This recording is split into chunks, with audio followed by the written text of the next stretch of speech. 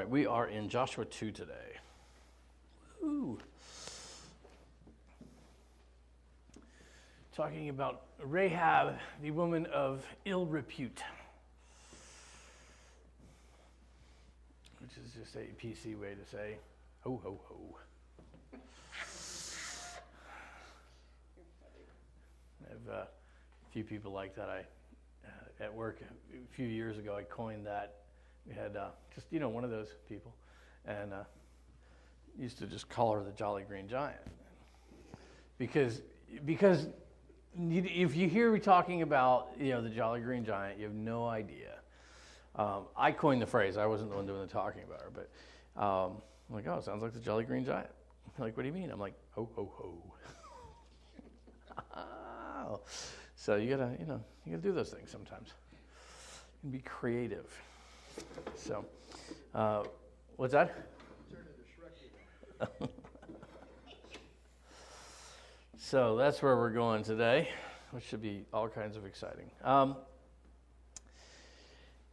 Have you ever taken a risk? Wow, and collectively, Debbie and TJ point at each other and say, we took a real flyer on this one. Let's see.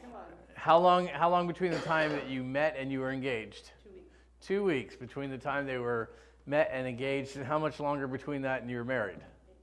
We got married 10 months later. Well, we got married 10 months after 10 months. So there's still time to hit the brakes or, pull the eject thing. So, yeah, you had time. So it was a risk, but it's a calculated risk when it takes almost a year.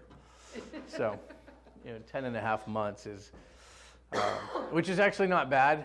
Kate and I were engaged for 15 months of hell. I would not recommend that length of time to anybody. I would say if you can't get it done in 9 months, then don't. I mean, you can get a baby out in 9. It shouldn't take that long to get a wedding out. 15 months is just too long. Yeah, ours was, I met him in August of 83. He proposed in December of 83. You proposed? Yeah, he proposed. Oh, okay. May 4th of the following year we were married. See, there you go, 6 months. That's, get her done. And I told my mother if I wasn't married by the time I was 30, I was never going to get married. I was married on my 29th birthday. There you go. Happy anniversary. The birthday is the 3rd, the anniversary's on the 4th, so. One of the pastors in my group, his daughter was born on December 25th. So Roger, whom you've met, turned to her and goes, oh, and I guess her name is Mary. He goes, well, Maria. Which is too funny. He's born the day after. His birthday is December 26th. Isn't it fun having a birthday so close to Christmas? They call me Gee Whiz. That stinks. It does. No. You just take one of the Christmas presents and pull it out and give it to you the next day. No. No, but instead of having like 2 parties a year, 2 days of presents a year. Well, he gets. Tell me about it. When's yours? October. Oh, so you're fine. No, but I know people that Yeah. are right there, and it's like, that's I used to think it was terrible because I'm like, I will never do this to my kids because, my birthday is 13 days after Christmas. Way too close for comfort. The first, January 7th. So the first of the credit card bills are just rolling in, right? So I'm like, I'll never do this to my kids. And of course, Benjamin's birthday is December the 14th, which is actually 11 days before Christmas. And then Luke's birthday is December the 30th, which is 5 days after. We have a compressed December, January with 3 birthdays and Christmas. Kate is a whiz at saving money because we don't put it on credit card. So she just does a really good job of saving and planning and all that. And so it's exciting. Any other risks that we've taken? Buy a house. Okay, that's a huge financial risk. Having kids. I used to risk my life when I flew. Flying up and down the highway or like flying in an airplane? On an airplane. You flew an airplane? Yes. All kinds of new things we learn. How big an airplane? Hyper Cherokee 140. Okay, so a little airplane. Yeah, one is a single engine. Which is even Kind of more a dangerous. hobby aircraft, except you get in it. Well, I don't know. Its airspeed was 130 miles an hour. That's pretty good. That's not bad. Beats most Cessnas. 130 miles an hour in a straight line and get you where you're going. And you don't even have to wait for traffic. I was driving up to New Hampshire this week and sat in my 10th and 11th traffic jams for the week, for the 2 week span. 11 traffic jams. Love it. 495, I've hit traffic both ways every day this week, the last 2 weeks. And New Hampshire, I hit 2 of them between Westboro and New Hampshire. Anyway, how many of you really, especially as we get older, does risk something you take less of? Yes. I think there's categories of risk. We probably have to categorize this because, we think of risk and you think about, jumping out of a perfectly good airplane, which is just stupid. I know it's on your bucket list. You realize, of course, your first jump is tandem, right? So, Yes, I do. That's okay. why I'm losing 100 pounds. And that's not going to happen, so the chances of me going are pretty slim. Yeah. So, we Well, have it the. doesn't have to be tandem. We could be taking a trip somewhere, and then everybody. Yes, but you don't tend to survive those. Watch out for the first step. It's a doozy. So we have those kind of risks. Hot air balloons. Crazy people. I saw an ad. I think Chris, you may have sent it to me. An ad this week, or not an ad, an article about a couple of underwater hotels that are in the works. Now we're talking. There's risk involved with that. That's risk I can live with. If it wasn't like $9,000 for the week, I'd be signing up. So I'm waiting for a couple more of them to open and the price to come down, and maybe them to move some northern, so I don't have to fly so far. And of course, kind of you can't see, so what's the point? No, they're off like in the Caribbean, stuff like that. They're, the bigger hotels are starting to realize there is a kind of a niche tourism thing in scuba. No, they couldn't build near the reef. We're already destroying it, so no sense accelerating that. But there's risk in that. So, there's different kinds of risk. There's the risk of getting in your car every day, which most of us don't associate with a risk, and yet cars are still the single biggest killer of people in America, I think. Everybody complains about how dangerous motorcycles are. Well, cars, arguably, statistically, are actually more dangerous, but It's not so much the be car, that as it may. it's the person behind the wheel. Yes, it's like guns don't kill people. People kill people, which I absolutely agree with. Cars don't kill people. Moron drivers kill people. But anyway, so we have those, and then we have like the deeper risks, the ones that we don't really think about. Having a house, having a relationship, having kids, trying to put your kids through school or homeschooling your kids, whatever. There are a lot of different risks that we take in life. And the reality is that at some level, when we take a risk, we assume, or it requires of us, a certain amount of trust, a certain amount of faith. So if you're taking just the average risk of getting on an airplane and flying, you put faith in the pilot to get you where you're going. You put faith in the ground crew to make sure the thing actually gets up there and stays up there. You put faith in God that a goose isn't going to, fly through your engine on takeoff kind of thing. And, all kinds of things can go wrong flying. I hope nobody's traveling soon. Things I never think of. I'm like, okay. And if it was late. Yeah, it happens.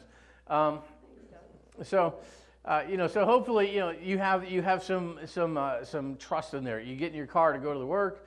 You're trusting in your own abilities to navigate your vehicle. You're trusting in all the other crazy people on the road to not hit your car. There's a certain amount of, that's a big leap of faith. You're trusting in the people who engineered and designed and built your car, that it's, going down the road and it's not going to go to shimmy, shimmy, shimmy, shimmy, and all of a sudden you're sitting on the frame because your four wheels go flying. I have an overactive imagination. So there are risks with everything we do. With schooling, we assume, or we trust that the people who are educating our children have half a brain and some experience and can get the job done, because none of us want to have illiterate, idiotic children when they get older. Now, right now, I know it's just part of the deal. I get that. So, so there's a matter of trust, a matter of faith. Anytime we take a risk, we don't always think of it. Believing that God won't let a goose fly through your engine as you're taking off. You probably don't think of that. Hopefully you don't think of that as you're getting on an airplane. That's probably not a good thought to have. But there's always that amount. So we look in Joshua chapter 2, and we're talking about Rahab and about Joshua and the whole scenario that is there. And I want to kind of move through this quickly, so I'm going to ask for a couple volunteers to read, and then and we'll kind of summarize along the way. Let's get verses 1 through 7. Anyone going once, going twice? Bob, you looked up first. Chapter 2, verses 1 through 7. And Joshua, the son of Nun, sent out of Shittim 2 men to spy secretly, saying, Go view the land, even Jericho. And they went and came into a harlot's house named Rahab, and lodged there. And it was told the king of Jericho, saying, Behold, there came men in hither tonight of children of Israel to search out the country. And the king of Jericho sent unto Rahab, saying, Bring forth the men that are come unto thee, which are entered into thine house, for they be come to search out all the country. And the woman took the 2 men and hid them, and said thus, There came men unto me, but I wist not whence they were. And it came to pass about the time of shutting of the gate, when it was dark, and the men went out, whither the men went, I wot not. Pursue after them quickly, for ye shall overtake them. But she had brought them up to the roof of the house, and hid them with the stalks of flax, which she had laid in order upon the roof. And the men pursued after them the way to Jordan unto the fords. And as soon as they which pursued after the men were gone out, they shut the gate. All right. Is there risk anywhere involved in this part of the story? Do you sense several areas of risk that could be there, and the faith that really empowered people to take those risks? Now, let's start off right off the bat. Joshua, the son of Nun, doesn't mean he didn't have a dad. It just meant his dad's name was Nun. Tell me that ain't no trouble growing up. Hey, Nun, what's up? Oh, Nun. Okay. So Joshua, the son of Nun, it was just his dad's name. So we'll let him take a pass on that. Yeah, he's Nun's kid. Nuns shouldn't have children. Is that what you're saying? Nuns shouldn't have children. Wow, I stepped in that one. Okay, so where do we sense risk in this particular part of the story here, and what kind of faith may have driven the person to take that kind of risk? Some of this is obvious, and some of it's a little less so. But Rahab lied. Okay, let's just jump right to the flashpoint. Well, no, seriously. Is that wrong? No, it's good. It's good. This is this is that element in this story that I have no answer for. The bottom line. Rahab lied, and God blessed her. What's that all about?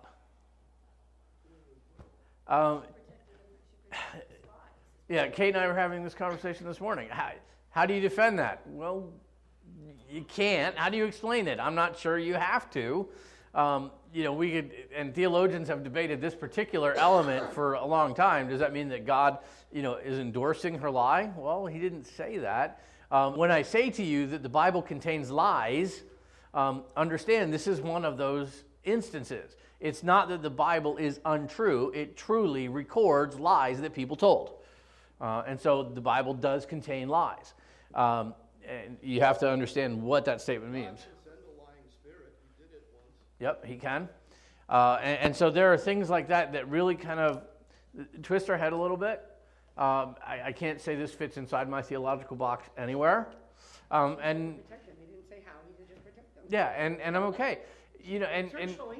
Well, Right, and she broke the law of man by lying, because it contradicted what God wanted her to do. Correct?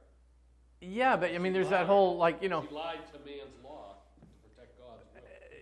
yeah, but one of those top 10 commandment things is thou shalt not lie. And it's like there's no equivocation there. It's just don't lie. There's no except in this and that. She wasn't Jewish, was she? She was not Jewish, and that's an interesting point. She was Canaanite. She did not have the law. And so while the Jews lived by a moral code that was imposed by the law, she did not have that. The Canaanites, one of the reasons that God had set them for destruction was because they had zip for moral code, zip for moral fabric, and they just went along living like immensely immoral lives. One of the handouts there, is God was going to kill the Canaanites, and is that moral? And it might be an interesting article in the handout to read. But that's an interesting point. Here you have somebody who doesn't have the law, who doesn't have that moral background that the Jews have. She wasn't breaking a commandment that she had been given. Did her mom tell her not to lie? I don't know. She's a hooker. I think she has bigger problems. She's like, no, she wasn't. She was a God-fearing hooker, and I'm not sure how that plays out. Yeah, so her internet traffic just spiked. The CIA will be right over. Is a lying hooker called a harlot? Yeah, so I mean that's what she was. She was a prostitute. There's no way around that. There's just no way around that particular fact at all. The text is really plain. And so she was running, and it's just kind of one of those common things. You go into a city, travelers come into a city, they're looking for three things, a place to stay, a meal to eat, and somebody to share it all with, I guess. So, and Rahab just provided all three. One-stop shopping. So Chris is back there shaking his head like, oh. Because this is going on YouTube. Yes, it's going to go viral. We're going to have so many hits from this. So it's not possible that Rahab said, here's two guys, come on in. If she's already a hooker. Right. Come here, stay with us. Right. Maybe they did. We don't know. Right. It does seem that they definitely stayed with her. Because to find lodged. But they weren't there particularly long. We don't know how long they were there. So, and there's a lot of unspokens in this story. I mean, you can really get pretty far afield. Stop understanding what I'm saying. Stop understanding. But now their mission was to spy out the land. And so, if they're going in, it's just like if you want to get, in older times, you want to get kind of a feel for a town or the city. If you lived 100 years ago, heck, if you lived last month, and you were in the UK and you wanted to get a feel for the village you were in, you just go to the pub. Because that's where the gossip is going to be. That's where the scuttlebutt's going to be. That's where people are going to, not have their guard up. And so as strangers coming in, they're looking for that environment. They're there to spy out the land. They want to know what people are thinking.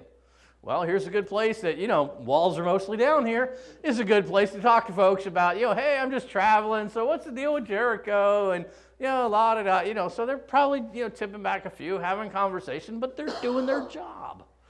I guess it's good work if you can get it. But there was a real risk in this because here's the guys, they're coming into the land. Was their coming into the city observed or unobserved? Observed. The king's people knew. It was reported to the king of Jericho, we got spies. We got an issue. So did the spies take on some risk in taking on this particular mission? Yeah, lots of risk, because if they get caught, they're dead if it's that kind of a process. Well, that's the nature of spies anyway. They live a very dangerous life in covert operations. But these guys weren't like professionals. They were just like Joshua was like, hey, you and you, come here, I got a job. Yeah, but it's along the same lines. It's very risky. Yeah, it is very risky. And so they have faith in God. They've got faith in Joshua, and they take on this risk that they've been given to spy out the land.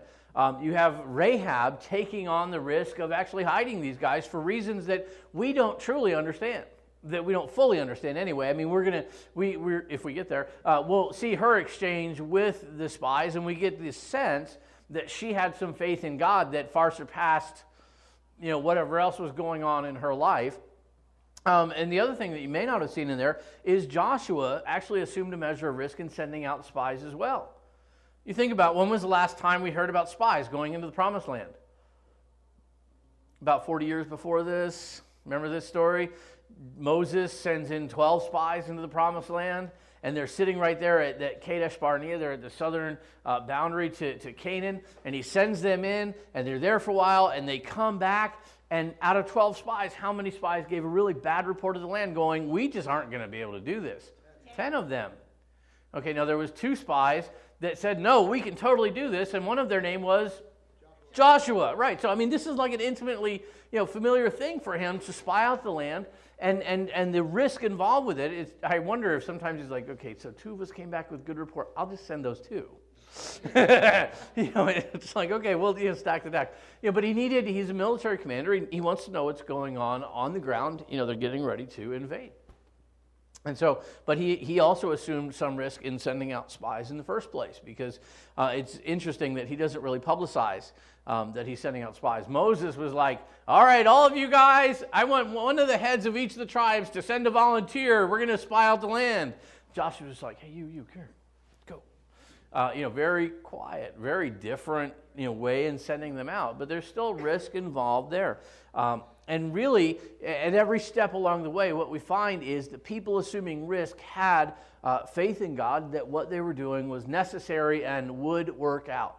I mean, Rahab, she's lying to soldiers going, no, they're not here. I mean, they're like hiding up on the roof, shaking underneath the flax, but whatever.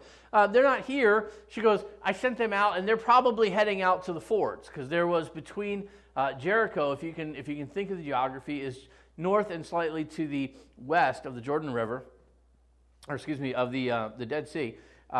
Let's try this one. Yeah, Dead Sea. So right up there, and so they would cross the Jordan River. There was some shallow areas that you could cross, and they called them, their fords. And so the natural thing, if they were trying to escape, would have been they were heading back to those areas where you could negotiate the river better to get back over to where everybody kind of knew, a couple million Jews were arming for battle.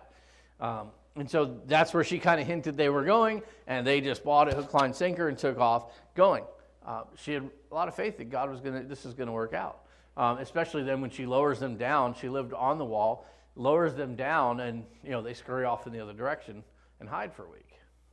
A lot of risks being taken by everybody in this story, but it's all empowered, enabled by the fact that they have faith in God. And while they have faith in God to take some risks, there is one area of fear, and it's kind of the flip side of faith, not fear of man or fear of circumstance, but fear of God. What we find here, especially in Joshua, is that, and into the spies and to the Rahab, is that her fear of God, their fear of God, is what actually drives their faith in God. Rahab, as we said, didn't have access to the Jewish scriptures, to the law that the Israelites had. But what she did have was kind of news in the area. Her business, brought lots of news of happenings in the region to her business. And so she understood. She remembered that there had been the deliverance out of Egypt. She remembered the Assyrians. She remembered other places where God had enabled the Israelites to win victories. She knew, and what she told the spies, is that everybody in the city was shaking in their sandals at the fact that Israel was getting ready to invade the country. Jericho, as fortified and defensive as it was, as well situated as it was, the city of Jericho had a couple natural springs that actually fed directly into the city. They could withstand a protracted defensive struggle, staying within their walls, closing their gates, and just hanging out. They were not worried about that, or should not have been worried about that, and yet they were. Jericho, like many of the ancient large-walled cities, actually didn't just have a wall, it had 2 walls. And so you have an outer wall and an inner wall, you have a river, you have some natural stuff going on, a lot of fortification, and yet they were afraid of the Israelites. Rahab sensed what was going on in her city, saw what God was doing in the area around, and feared God more than she feared her own king, her own soldiers, her own government. And she said, I'm going to put my lot in with those guys. And so it was fear and faith that worked together. It was a fear of God that created a faith in God and empowered a faith in God to actually do and to take a stance for God. Because that's what she did. She negotiated with them. If you have read the story before, if you haven't, you should read it. It's very cool, and we're not going to have time to get through most of this. But she's like, hey, I'm back on the line here. Can you deliver me? I understand that the city is toast, and can you do anything about it? they're like, this red cord you're hanging us down by, just tie it in your window. And when we come in, anybody who's in this house will be safe. And the amazing thing was that when the Israelites finally attacked Jericho, they attacked it by walking around it. Great offensive mind. Actually, it wasn't Joshua's idea. It was God's. Joshua was trying to figure out how to scale the walls. And God was like, just walk around them. I'll knock them down. And he actually did. Just poof. The outer wall fell into the inner wall, and it just breached the city, and they just were able to literally walk straight forward and just hack everything down in front of them. The only part of the wall that stood up, incidentally, was Rahab's apartment. So, as they were rebuilding, they had services. So, food, I'm sure she got out of the other business. She was getting busy. The only business left in Jericho. So, the faith response to the fear of God. What's that? How many soldiers were Yeah. there? Anyway. Always today. And then what we see in verses 14 down through verse 24, and again, I'm summarizing rather than reading this, and I'd encourage you to read it at home, is that faith causes us to take action and to help others around us. It caused Rahab to take action. It caused Joshua to take action in sending out the spies. Rahab to take action to hide them, to send them out a different way. It took actually faith for the spies. Here they are. They're saying, since you have helped us, and as long as you keep this whole thing secret, you and yours will be spared. Now, on whose authority? On what basis? Joshua, we're going to knock down the whole wall, just not this one section. And yet even God honored their deal because it was God who knocked the wall down. So there was real faith on their part that the deal that they were making would be honored by their commander, whom they were speaking for, probably without actual due authority, and by God. And yet they're doing this. And so faith causes us to take action. So the question really then becomes for us as we look at our lives, the risks that we take in life as parents, as children, as husbands, as employees, as drivers, as all of these things, but especially as Christians, because we live in a day when it's not terribly popular to follow God, just like her day. What risks do we assume? What risks do we take? Do we allow our fear of God to surpass our fear of man? Do we allow it to cause us to have faith in God? Do we allow it to cause us to act on His behalf and to help others? And those are questions that just kind of linger out there. The Apostle James said, do you have faith? He said, I will show you my faith by my actions. And so the faith that we have really must at some point manifest itself in actions. Otherwise, it's not faith, it's bravado. And that's a whole different thing. So, all right, questions, comments?